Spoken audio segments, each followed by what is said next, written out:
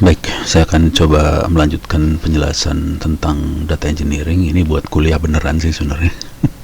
Karena mahasiswa saya sedang di rumah semua, jadi saya harus nerangin lewat YouTube.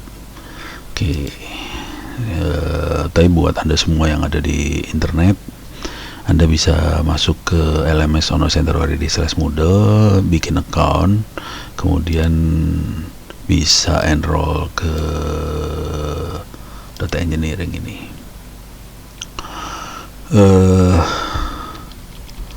Kalau buat mahasiswa saya yang lain ini lebih enak sih ceritanya. Anda bisa bikin buku atau ikut ujian, intinya itu aja sih. Kebanyakan sih akan ujian sih, nggak banyak yang berani nulis buku. Hampir nggak ada yang nulis buku kecuali terpaksa. Kalau terpaksa baru ada. Oke, ini kuliahnya.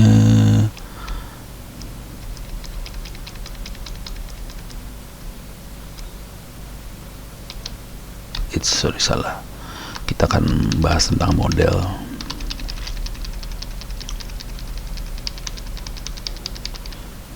Ini data, visualisasi model. Nah, ini dia. Oke, ini model. Saya akan coba bahas dua model sekarang, yang konstan sama si Enturo. Kalau konstan, model paling kurang ajar nih. Konstan model brengsek banget nih sebenarnya.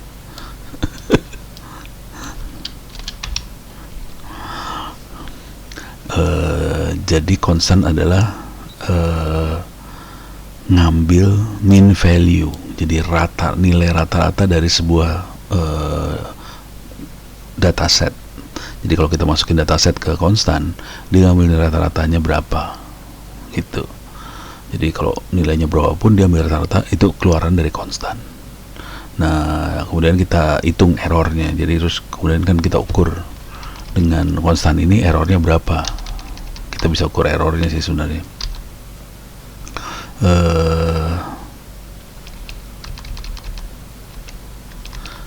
Oke, ini contohnya saya gedein dulu ya. 6.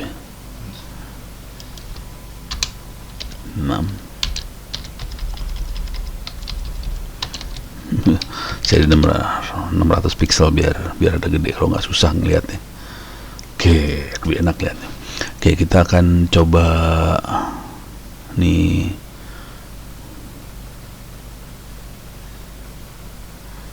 Iris. Kita pakai dataset Iris, terus connect ke test score, constant test score, KNN test score. Kita mau lihat dari dataset Iris ini konstan sebagai baseline. Jadi kalau kita bikin konstan aja dapat presisinya 0,111. Jadi yang lain harus di atas itu sih sebenarnya. Kalau sama dengan konstan mah bego. Intinya itu doang sih konstan buat sebagai baseline. Jadi dia referensi paling jelek lah. Jadi kalau kita bikin konstan semua, presisinya berapa persen? Kalau yang lain ya harus di atas. Ini contoh KNN dia 9,74%. Oke, coba kita coba ini masuk ke sini. Ini adalah sistem operasi yang sudah ada orange-nya. Anda bisa download sistem operasi ini di sini.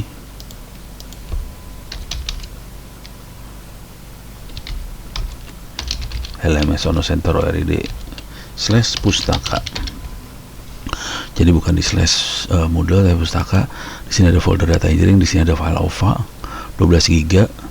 Ini file VirtualBox yang bisa dijalankan seperti ini persis. Jadi ini adalah file OVA tadi. Kalau Anda yang baru belajar, silahkan klik example. Di sini ada contohnya banyak, bisa dicoba-coba. Oke, sekarang kita masuk ke sini. Kita akan coba contek ini file konstan KNN test score. Oke, saya akan ambil makhluk itu, skip, ambil file, modelnya yang saya ambil adalah konstan sama KNN, persis sama itu. Jadi konstan KNN, mana KNN, ini dia KNN. Terus evaluasinya pakai test score. mana dia evaluasi test score, ini dia test score ya. Test score fungsinya buat ngelihat error berapa, dan kita bisa bandingin berbagai model learner ini ke file inputnya. Ini file inputnya saya ambil, oh ini housing, kita ganti dulu ke iris. Oke, sekarang udah pakai iris. Sekarang kita cek learner ini.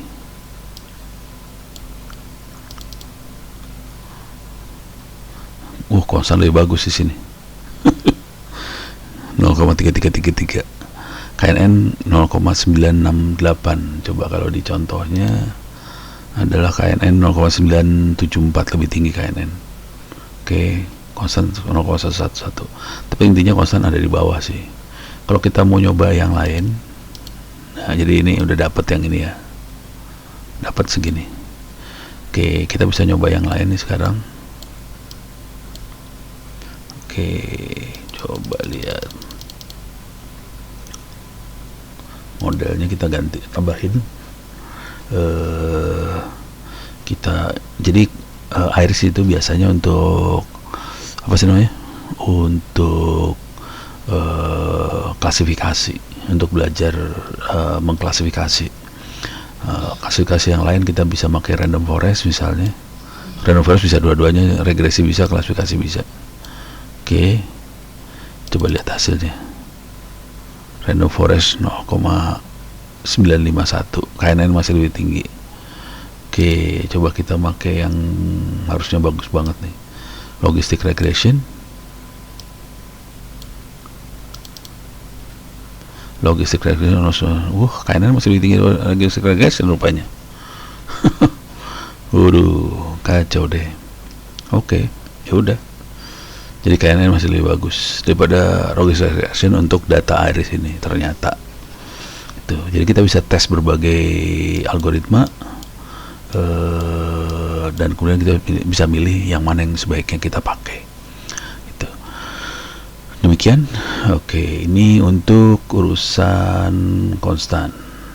Coba. Ini selanjutnya, ini buat regresi dia. Regresi kita pakai housing, biasanya pakai dataset housing kalau regresi. Oke, kita akan coba yang lain, dan ini dipakai buat prediction. Oke, coba kita lihat. Oke, ini kita buang lagi. Sekarang modelnya konstan, datanya ngambilnya sama, cuman bukan iris, kita ganti ke housing. Housing semuanya numerik. Ini numerik. Nanti kita buat prediksi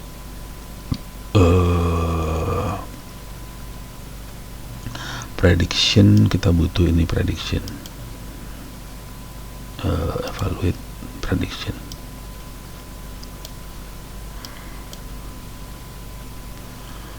Oke.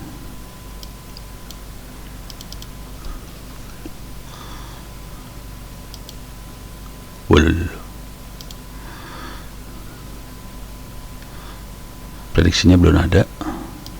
Coba kita lihat, masukin sini. Nih, kalau konstan diambil rata-rata, jadi dia lihat mdef, def map v ini kan nilainya 24 apa segala macam. Prediksi konstan segini, ya dia konstan. Kalau yang ini ya ini errornya nih. Ini root mean square, RMSE itu root mean square error, MSE adalah mean square error. Ini lupa apa error R2. Oke, bisa kita ada di wiki saya juga sih sebenarnya. Oke, sekarang kita coba tambahin modelnya.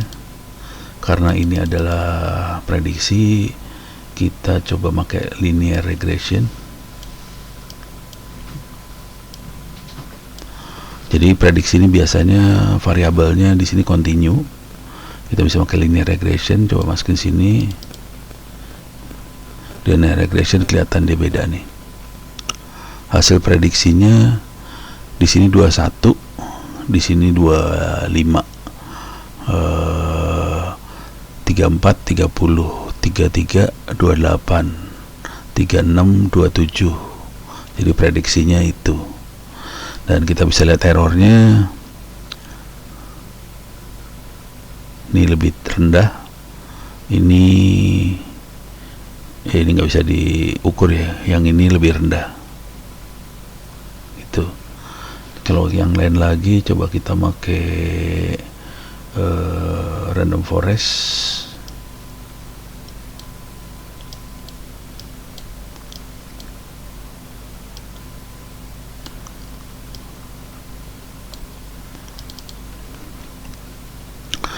Lebih bagus random forest kemana-mana ya. Oke. Random forest lebih bagus ternyata, lebih mendekati ke hasil yang benernya prediksinya. Jadi kelihatan random forest masih lebih bagus daripada konstan, daripada linear regression. Oke, berarti random forest lebih bagus. Oke, jadi kita bisa melihat berbagai model untuk memprediksi sesuatu yang kontinu. Mudah-mudahan memberikan gambaran untuk urusan konstan ini. Sekarang saya akan coba masuk ke model yang lain. Ini konstan ya.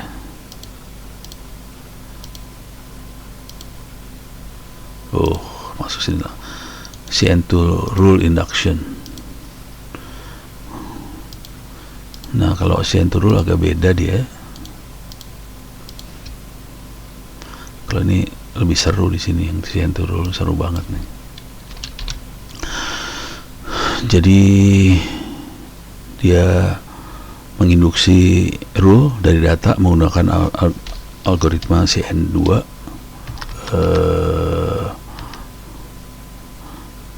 Jadi dirancang untuk secara efisien melakukan induksi rules yang simple, komprehensif dalam bentuk if kondisi ini then predict class. Jadi ini buat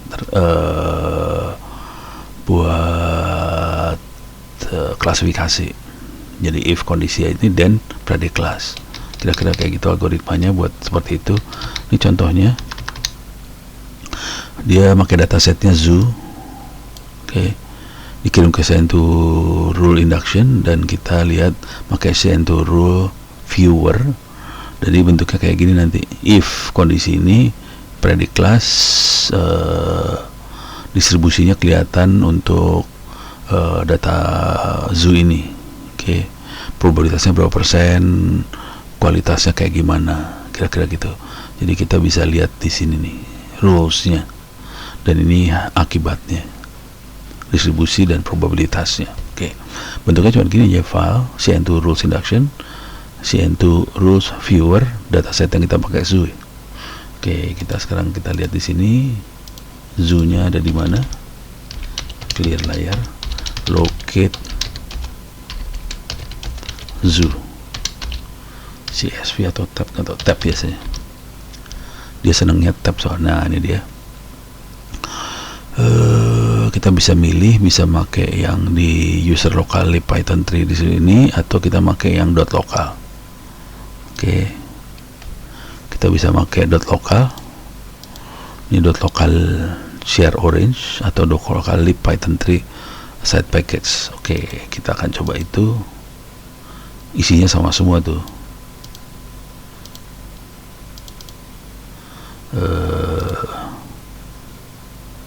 Ini udah ada nih zoo, ada. Ini di dot lokal lib Python 3 side package orange dataset. Zoo-nya sudah ada, kita ambil zoo. Jadi ini kita buat klasifikasi zoo. Nanti kita tidak tahu nama makhluknya apa ini.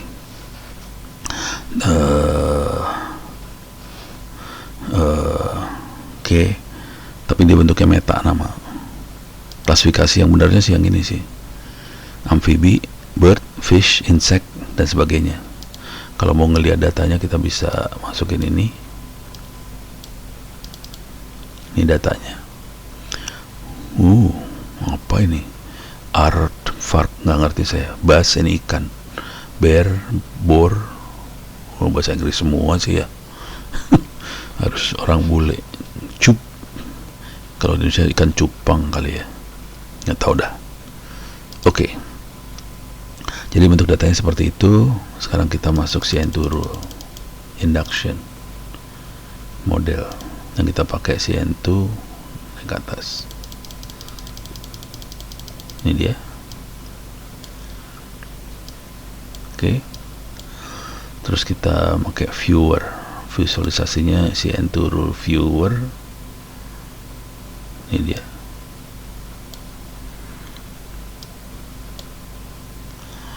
Oke, kita bisa ngatur parameternya di sini sebetulnya. Sementara nggak usah kita rubah aja. Kalau mau iseng, ntar kita akan dirubah-rubah. Oke, kita bisa lihat di sini sekarang. Nah, ini hasilnya.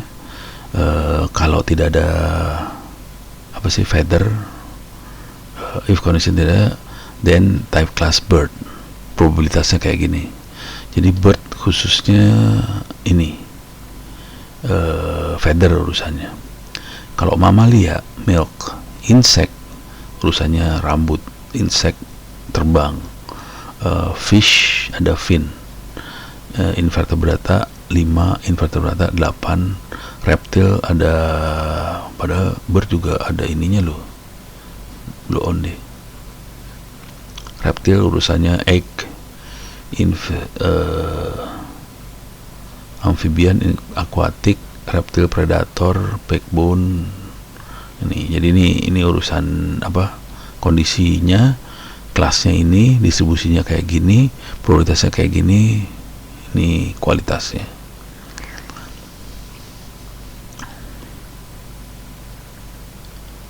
Oh, ini buat dapat mamalia.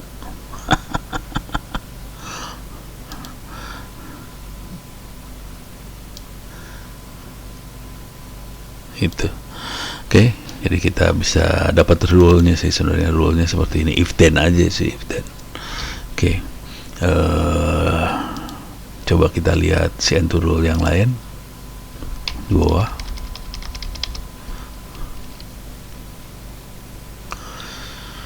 Nah, ini membandingkan.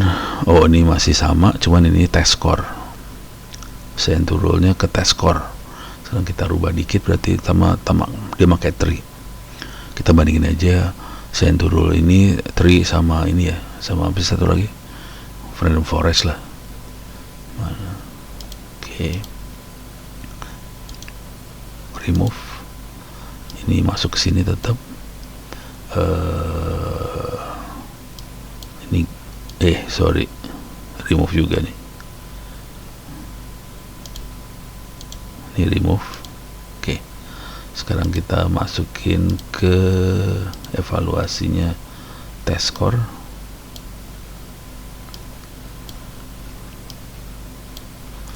Oke, kita bisa ngukur. Wah, butuh waktu nih, berarti datanya gede nih. Modelnya saya tambahin make tree. Ini pakai random forest.